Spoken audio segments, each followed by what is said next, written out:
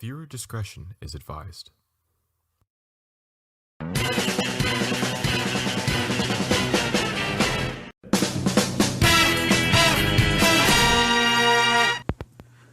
Hey guys, what's up? So today I am going to review another Transformer Legacy for you guys, but this time we have another Velocitron Speedia 500 collection I have with me. So if you guys already seen the last video I did for Legacy, go ahead and check it out. And also, before we continue on, if you guys already heard what happened to Jason David Frank, may God rest in peace on his soul. But if you guys don't know what I'm talking about, I'll talk about it in a separate video. It's not going to be that long, just going to be short on that. But anyways, today figure I'm going to be reviewing is this. The Transformers Legacy Velocitron Speedia 500 Collection Deluxe Class Blurr. I got this at Walmart and I was trying to find Blurr, but unfortunately they still don't have it. So, before we continue on, you guys do me a quick favor, so I'll be right back.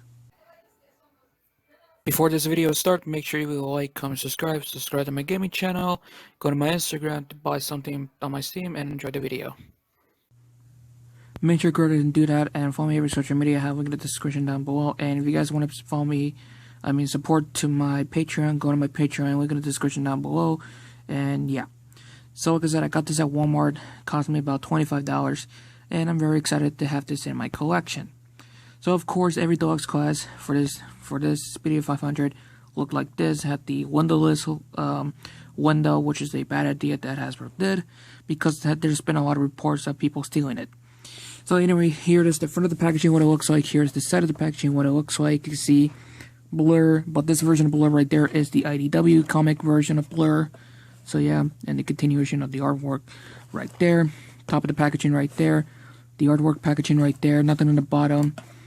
And here's the back of the packaging right there, showing off everything. It comes with 2 accessories, and he transformed it to 15 steps. So yes, let me show you what stuff that Blurr comes with, and let me show you the vehicle mode, robot transformation, robot mode, and yeah. So the two stuff that Blurr comes with, if I can angle the camera, is come the same accessories like the Studio Series 86 Blurr and the Shattered Glass version of Blurr. Which I forgot to mention one thing: this figure is a straight repaint and a slight retool of the Studio Series 86 Blurr. So the same accessories Legacy Blurr comes with is his rifle right there, very futuristic, and this look like a welder or a little gas thingy right there. I'm not sure what it is. So yeah, enough about that. Let's take a look over the vehicle mode. So here it is, Blurr and his vehicle mode. His vehicle mode is representing a Cybertronian sports car or racing car. I'm not sure, but you guys can leave the comment down below. And like I said, this figure is a straight repaint and a slight retool of 86 Blurr. The only difference is the front part right there, and the head is different, and pretty much that's it. The rest of it are the same. Now, first thing first, we're going to start off is the problem. The little chair right there is loose. Like, for some reason, if I can shut up for a minute, if you hear that little rattle, that means the seat is a bit loose. On my copy of the 86 Blurr doesn't have the same issue. I'm not sure what it is, but the little peg right there on the inside might need to be put a little bit of super glue on it so it doesn't be, rattle around of it. So yeah. The only one of the saddest part is this one doesn't have any wheels, so that kind of sucks. But the painted sculpted detail of the vehicle mode looks great. One of the other problem is robot feet showing down there in the bottom, which kind of sucks. Robot legs is in the back, but it's kind of cool they doesn't show the arms and the head. The head is inside of it right there, that you can see, and the hands as inside of it right there. Saddest part is this piece right here look like a wheel, does not spin, so that's kind of sucks. And there's a gap right there, I'm not sure why, but it is what it is. He does have an Autobot logo right there that you guys can see. Looks pretty good. And plus this is cast in translucent blue. And I like what they did in this shade of silver right there. I think it is silver, but I'm not sure which shade, well, what type of silver it is. He does have some weapon storage, by the way, which there's a little peg right here and 2 little grooves right here. But for this right here, you can shove it in and there for weapon storage. But you might need to put the gun first. Doesn't matter to go this way or that way because there's a slot right there. So tabs in right there, opaque in right there. Then the little gas thing or whatever this thing called, just slice in there. Yeah, just slice in there. There you go. That's the weapon storage, what it looks like for Blurr. Most people like it, most people hate it. To me, it's okay, I guess, but it kind of looks stupid, if you ask me. He does have like some holes right there. So I guess you could put like a animation stand to have like, you know, floating around like he's running to the walls or something. I'm not sure. Vehicle mode looks okay, but it is kind of disappointing. Transformation to run mode is pretty easy, and like I said, it's the same transformation like Speedia Series Blurr. Remove the weapon first. First thing to do is see these tabs right there on both sides. You want to starting off to remove it like that, and there's a peg right there that goes to this hole right there, and you want to unpeg that. So bring that arms out like that, and you want to angle it like that for now because you want to untab the feet from this side right there, and you want to swing like I'm starting off first, move the feet out of the way like that in this angle. Then you want this part to go to this, and I forgot to mention one thing, fold the seat down and flip this around 180 degrees, so I forgot to mention one thing, but plug it in like that, both sides, untap that, plug it in like that. Now you want to hinge this up like that, and you want to make sure this part goes face down like that, and you want to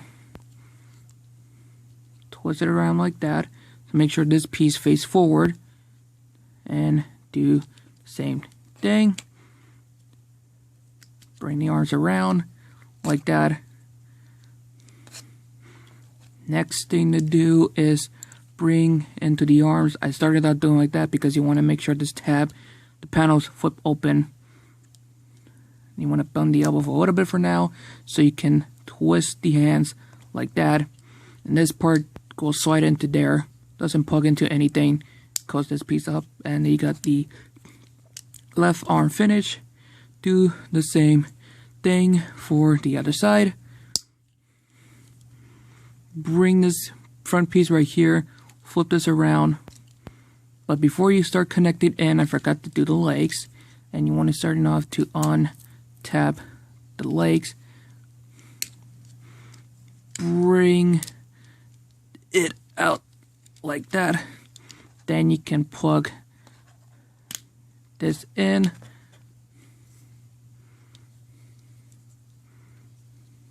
Right here. Split the legs like that. And you want this piece, bring it both forward, and you want to close the legs up like that. Flip the feet like that. And for this side, close it, bring the feet back, and just stand him up. And there you have Blurr and his robot mode. And to be honest with you, the transformation is just easy and simple, and it's pretty good. And to be honest with you, this version of Blurr right here, the IDW version of Blurr, looks great. Compared to the Speedia Series version, the size look the same, but unfortunately my Speedia Series Blurr is at storage, so I can't do a comparison of it, so yeah. Sorry about that. The paint scope to the detailing looks great, but I wish they could add a little bit more paint to it, in my opinion, if you ask me. One of the major complaints about this is this kibble in the back, which is part of the arms right there, can get in the way, and plus a giant pain in the ass and a giant sore, you know, to look at it. So yeah, head sculpt on the other hand looks good, but for some reason in my copy, he does have a little cut right there, on the lips, so he looked like he's like doing like this. I don't know if it's the same copy like all the Blurs or just my copy that I got, but it is what it is. The original figure, the Studio Series 86 version, have the translucent piece back in the head, and the rest of it just, you know, like this, but the rest of it is just look like this. I wish they could add some more paint to it. Articulation wise, head is on a ball joint, so it does go 360 degrees, which move very well. It doesn't, you know, stiff. Head can go up that far, look down that far, and the head goes side to side a little bit, I guess. Arms can go 360 degrees, so I don't know how it's on a little ratchet, soft ratchet, if you can hear it. So that's pretty cool. Arms can go in and out like that. Swivel at the bicep, 360. A freaking 90-degree bend right there. Wrist, if you move this part up, does go somewhat 360, but yeah, because of the transformation, which just sucks.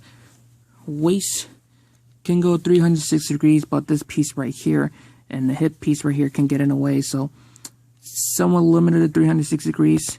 Legs can go forward, backwards, does go in and out, swivel at the forearm. This is the thigh right here, perfect 90-degree bend, no movement to the shin right there. Ankle pivot, for some reason, is like loose as hell, don't know why. It's on a like a it's in a pin, so loose as hell. Same thing on the other side, don't know why. And the feet can go forward and backwards, but do that due to the transformation, so you do get somewhat of a posability of it. And you can plug in the weapons right here in the arms like that, and you do have some holes right there so you can weaponize your Blurr figure for any weaponizers and modular figures. So yeah, you can see Blurr holding his two weapons, and yeah, overall the figure looks great. Just the problem is some of the joints is a bit too loose for my taste, and I don't like it.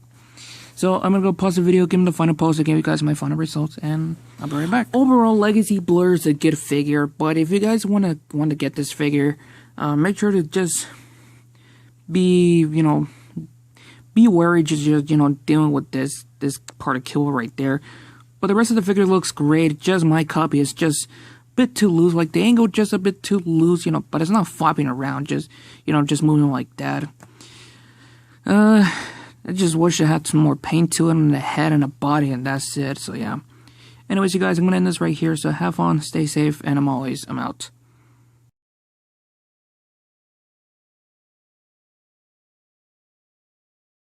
Change the world.